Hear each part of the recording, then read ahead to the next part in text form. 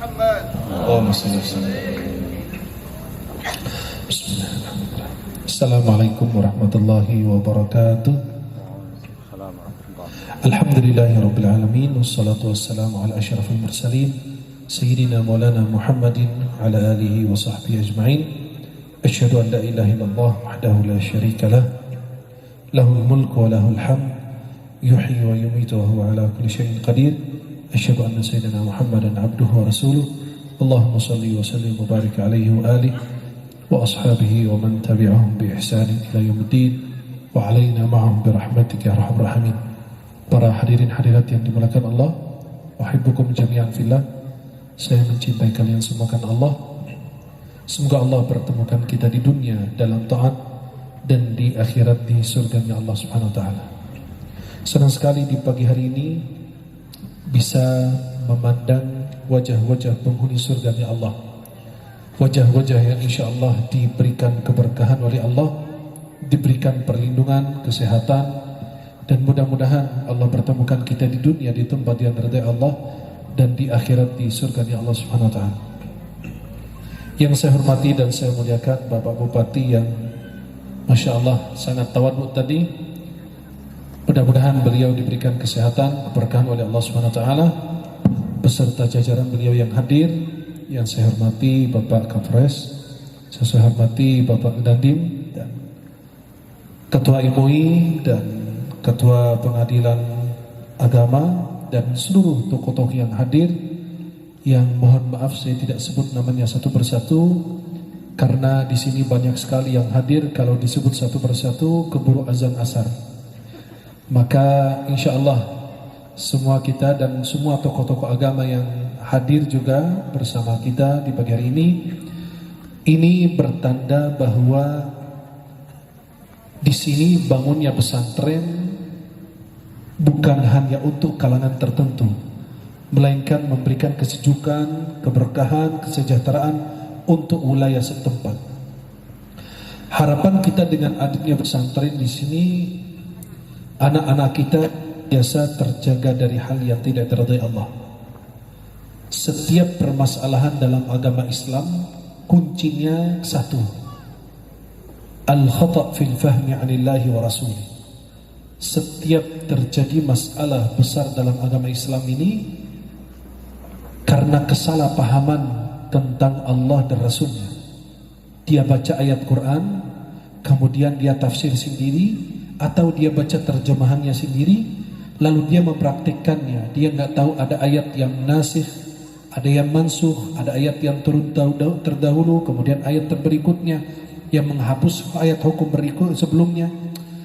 Dia tidak tahu hadis-hadis yang disampaikan Nabi karena dia sebatas membaca terjemahan. Kalau yang diharapkan di sini memang jarang ada pesantren bernama Dirasatul Quran. Dirasa itu apa? Bukan cuma baca, itu memang perlu bimbingan seorang guru.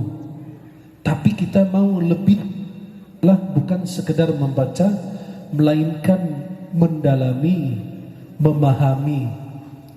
Maka tugas umat Islam terhadap Al-Quran itu ada 5. Yang pertama membaca, sebagaimana firman Allah pertama, Iqra' bismi rabbikal ladzi khalaq. Bertugas kita umat Islam baca. Kenapa? Agar meraih pahala.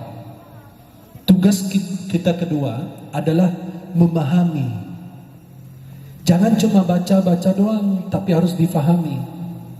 Maka kadang-kadang lihat jamaah kita berangkat umrah dari Indonesia, dikasih buku tebal banget, isinya bahasa Arab, nggak tahu ada harakatnya atau gundul, disuruh baca di depan Ka'bah.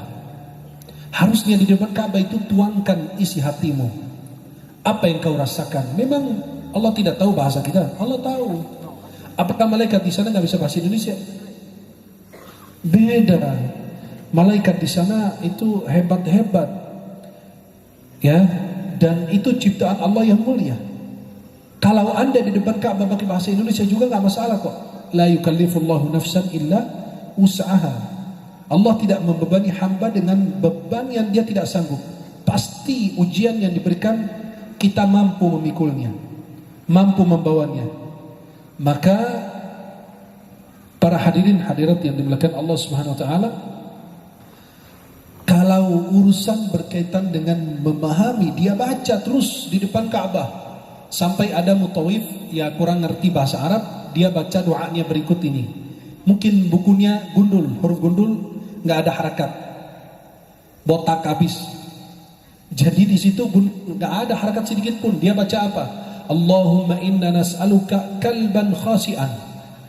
Harusnya bacaannya Allahumma nas'aluka qalban khashi'an. Qalban itu qalbu, hati. Khashi'an itu khusyuk. Tapi karena dia nggak ngerti bahasa Arab, dia nggak ngerti, nggak ada harakat, maka dia baca ya Allah nas'aluka, kami memohon kepadamu kalban. Kalban itu qaf berubah menjadi kaf, jadi dari hati jadi berubah anjing. Khasian yang hina, ya Allah kami memohon anjing yang hina. Jamaah di belakang ikut, ya Allah kami minta anjing.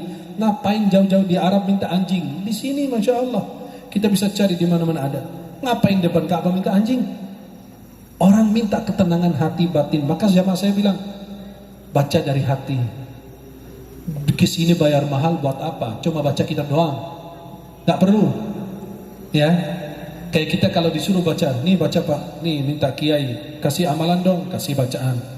Jangan cuma terima dari kiai atau ulama ini bacaannya kemudian Anda baca.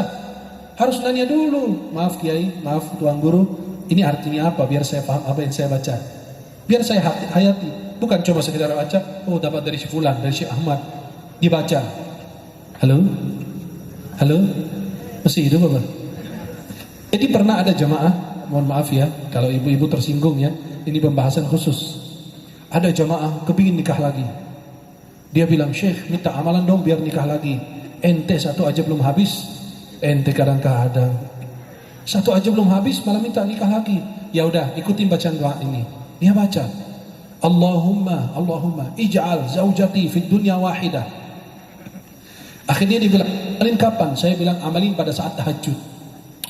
Berapa lama saya dapat lagi? Insya Allah sekitar 6 bulan udah dapat yang kedua. Wih, semangat diamalin, setiap malam amalin. 4-5 bulan kok nggak ada hasil, hilal belum muncul. Beliau nanya, Syekh kok amalan yang antum kasih belum mempan sampai sekarang, belum ada yang muncul sama sekali. Ente pada saat minta doa nggak nanya artinya apa? Astagfirullah, benar juga kata beliau. Terus artinya apa? Ya Allah jadikan istriku di dunia cuma satu. Wih, orang minta yang kedua malah dikasih satu doang. Nah, terus gimana solusinya? Saya bilang nggak ada solusi lagi, udah. Ini doa kamu sudah dipanjatkan di tengah malam salat tahajud, udah permanen. Malaikat itu nggak ada penghapus, permanen. Terus gimana? Ya nasib kamu terima satunya aja. Nanti di akhirat nanti dikasih banyak kok.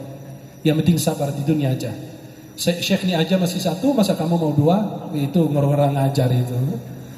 Maka para hadirin hadirat yang dimuliakan Allah, Al-Quran ini bukan sekedar bacaan, tapi harus dipahami. Maka Allah berkata, liyadabbar ayatih, agar mereka mentadaburi ayat-ayat yang Allah turunkan. Kemudian apa? Pertama membaca, kedua memahami, ketiga sesuatu yang kita sering baca, kita paham, gampang hafal. Maaf kalau kita bilang, ceritakan sebelum anak-anak belajar Al-Quran, guru Al-Quran itu harus hebat. Mengenalkan nama surat dulu. Ini kita belajar hari ini surat Al-Fatihah. Dikasih tahu nama surat dulu. Kebanyakan tidak tahu surat Al-Kafirun, tapi tahu Qul ya. Nggak tahu surat Al-Ikhlas, tapi tahu Qulhu. Halo? Jelas? Jadi nama surat aja dia belum tahu. Maka kita kenal. Ini surat Al-Fatihah. Artinya apa? Membuka. Karena dia membuka Al-Quran, maka disebut Al-Fatihah. Terdiri dari berapa ayat? 7 ayat. Makna yang terkandung dalam Al-Fatihah ini apa? Dijelaskan tafsirnya secara ringkas. Disesuaikan dengan pemahaman anak, sesuai dengan levelnya, tingkatnya. Jadi anak itu menghafal Quran itu hebat. Bukan cuma hanya bacaan atau hafalan seperti yang Tuan Guru sampaikan, itu ditransfer saja ke otaknya, ke hatinya, tidak. Tapi dia benar-benar baca, dia benar-benar faham, benar-benar dia hafal. Kemudian dia punya tugas lagi, mengamalkan. Apa yang kita baca, bukan cuma sekedar baca, tapi diamalkan dalam kehidupan sehari-hari. Kita kepingin bagi anak-anak kita itu akhlak Quran.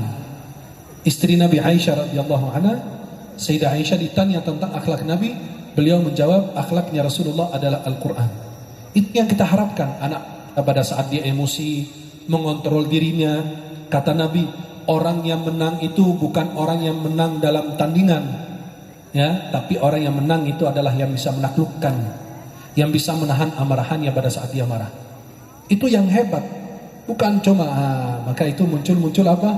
Ajaran dari Al-Quran, ilmu pemahaman dari Al-Quran yang wajib kita terapkan dalam keseharian kita. Maka dia membaca, memahami, menghafal, mengamal. Kemudian dia punya tugas lagi, berdakwah dengan akhlak Al-Quran. Anak kita ini berdakwah, di mana-mana kelihatan cerminan Al-Quran di wajahnya. Ada anak gitu lihat wajahnya adem, enak, masya Allah, ternyata menghafal Quran. Jadi berkah. Jadi dia menahan amarahannya, dia tidak gampang mencaci maki, dia tidak gampang mengucilkan orang, menghina orang. Kenapa? Di dalam hatinya Al-Quran. Maka ada seorang ayah bilang sama ulama, anakku menjaga Al-Quran. Kata ulama ini, bukan anakmu yang jaga Al-Quran, tapi Al-Quran yang menjaga anakmu. Al-Quran itu mampu menjaga anak-anak kita dari pergaulan dan hal-hal pemahaman ridik. Apa? Karena lalu mengontrol dirinya dan dikontrol oleh Al-Quranul Karim. Yang terakhir yang saya ingin saya sampaikan di waktu yang singkat ini adalah dengan apa? Membantu para penghafal Quran. Jadi kalau kita gotong royong, kita saling membantu, saling bahu-membahu, bagaimana pesantren ini terwujud? Maaf, tuan guru kita nggak akan selamanya buat kita. Saya juga nggak akan selamanya di dunia. Almarhum Syekh Ali Jabir berjuang Al-Quran di Indonesia sampai beliau wafat. Beliau jadi juri hafiz Indonesia sekitar 8-9 tahun. Akhirnya di akhir hayat beliau, subhanallah, kayak Allah mengatur. Saya bertahun-tahun diundang acara hafiz Indonesia di RCTI, nggak bisa saya. Setiap tahun bulan Februari itu kebanyakan ke Mesir, ya silaturahim, pulang ke keluarga. Tapi subhanallah, suatu waktu 2018-2019 itu dikontak sama dari RCTI, alhamdulillah masih dapat, tapi cuma 9 episode doang. Karena baru balik dari Mesir. Kata mereka, oke, siap. Dan itu saya tampil sama Syekh Ali. Masih ada tayangannya juga di YouTube. Akhirnya saya tampil sama beliau. Tiba-tiba tahun berikutnya, subhanallah, beliau wafat. Kayak Allah mau mempersiapkan penerus. Maka muncul isu pada saat itu, Syekh Ahmad menggantikan Syekh Ali Jabir. Anda nggak menggantikan, tidak bisa menggantikan orang lain, tapi kita bisa meneruskan orang. Pak Bupati meneruskan yang sebelumnya, dan akan yang datang meneruskan Pak Bupati. Artinya tidak ada yang bisa menggantikan sosok yang lain. Syekh Ali sosok yang hebat, luar biasa, berdakwah lebih awal sebelum saya di Indonesia. Dan beliau menjadi warga negara sebelum saya 2018, beliau sebelumnya. Jadi beliau sosok yang hebat, saya nggak bisa menggantikan, tapi kita bisa meneruskan. Maka Allah mempersiapkan beliau wafat. Ternyata saya dikontak, saya bisa ngisi 2020-2021 acara Hafiz Indonesia, Indonesia di RCTI. Jadi itu Al-Quran itu. Kita wajib kita membantu, menggerakkan. Saya yakin kalau setiap RT, setiap RW ada satu hafiz Quran, yakin tempat kita diberkahi Allah, tempat kita dijauhkan dari segala keburukan. Kenapa? Itu Al-Quran di tengah-tengah kita. Maaf, itu yang dibaca bukan kalam biasa, tapi kalam Allah, firman-Nya yang mulia. Kalau dibaca, jin kabur, rumah kita jadi berkah. Gak ada pertengkaran, gak ada keributan, gak ada hal-hal yang keliru. Kenapa? Di situ ada Al-Quran dibaca setiap hari, setiap saat. Maka mudah-mudahan dengan mengharapkan insya Allah pesantren ini segera terwujud, insya Allah akan bisa segera melahirkan dan mencetak generasi-generasi, bukan cuma hanya hafiz Quran. Kalau kita sering bilang mudah-mudahan anakmu menjadi hafiz Quran, tidak. Hafiz Quran sekaligus memahami Quran, sekaligus mengamalkan Quran, sekaligus berdakwah dengan akhlak Al-Quran. Itu yang kita harapkan. Mudah-mudahan dari sini insya Allah bisa melahirkan generasi-generasi Qurani, generasi-generasi Rabbani. Mudah-mudahan Allah Subhanahu Wa Taala senantiasa mempertemukan kita di dunia, di tempat yang diridhai Allah, dan di akhirat di surga Allah Subhanahu Wa Taala. Saya cukup sekian dengan episode pertama. Nanti episode kedua dan terakhir nanti malam insya Allah bisa kita lanjutkan, karena di sini ternyata tanahnya panas betul ya. Saya pas, masya Allah, turun dari mobil udah angus kita ini ya. Masya Allah, mudah-mudahan Allah berikan kesehatan, keberkahan, keselamatan bagi kita semua. Dan mudah-mudahan kalau kita nggak berjumpa di dunia lagi, insya Allah kita berjumpa di surga ya Allah Subhanahu Wa Taala. Saya menceritakan semoga Allah. Terima kasih Bapak Bupati serta jajaran, Pak Kapolres, Pak Dandim, dan semuanya para alim ulama, tokoh masyarakat, tokoh adat, tokoh agama yang hadir. Yang insya Allah ada yang mulia, masya Allah, anggota DPR kita yang hadir. Beliau duduk paling depan, masya Allah. Maaf ketinggalan tadi ya. Mudah-mudahan insya Allah diberikan kesehatan, dan semua yang hadir ya mohon maaf saya tidak sebut namanya satu persatu, semua insya Allah ya Allah berikan keberkahan, perlindungan, dan Allah angkat derajatnya semua. Mudah-mudahan kita semua diangkat derajatnya oleh Allah dan dipertemukan di dunia dalam taat dan di akhirat di surga ya Allah Subhanahu wa taala. Aqulu qawli hadza wa astaghfirullah li wa lakum. Subhanakallahumma wa bihamdika asyhadu an la ilaha illa anta astaghfiruka wa atubu ilaik. Assalamualaikum warahmatullahi wabarakatuh. Kembali ke studio.